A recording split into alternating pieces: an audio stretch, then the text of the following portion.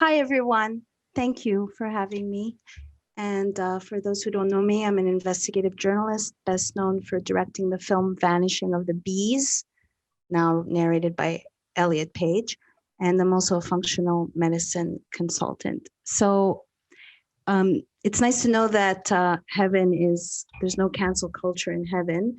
And when I started studying NDEs and OBEs and reincarnation, let's remember for the audience, I'm sure you guys all know that it was removed from the Second Council of Constantinople because then people would have ample chances, the church can control the people, so they removed reincarnation, arguably. Now, of course, the Ministry of Truth is trying to say that that never existed.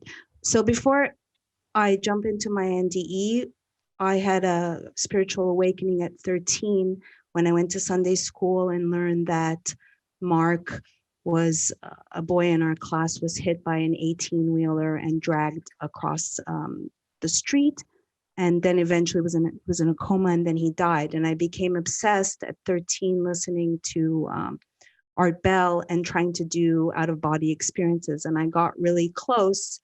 And then as I was doing it one night, I heard a voice saying someone else might come in to your body. And that was not a 13-year-old's thought. And it freaked the hell out of me. And I stopped doing it.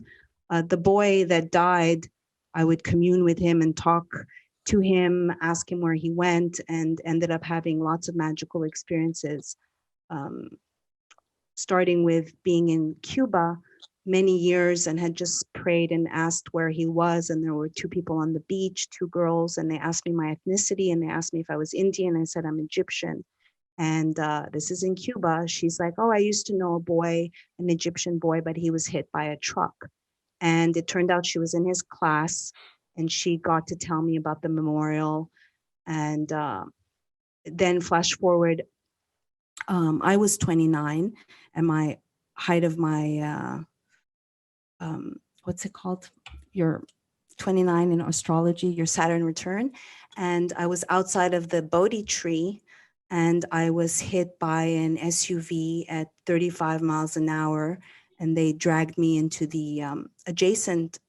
So I left my body and I became nothing and everything. And I heard the words noti setom, which I'm not pronouncing, but it's know thyself, and came back into my body and made sure not to lose consciousness because I wanted to report on what was happening. And flash forward, I spent a week in the hospital. I broke many bones. I had outfitted with a metal rod, 13-inch metal rod. And when I left the hospital, everything seemed really crisp, and I heightened my intuitive skills. We all have intuitive skills, but I went to the California School of Psychic Medicine and learned how to ground. Lights would go off, and it's only amped up my psychic skills, which is not easy to share but I have visionary skills. And then I went on to make Vanishing of the Bees because I was kind of floating aimlessly and asked, please let me be in service and let me do something with my life that's bigger than me. And the bees flew into my life, and I made Vanishing of the Bees.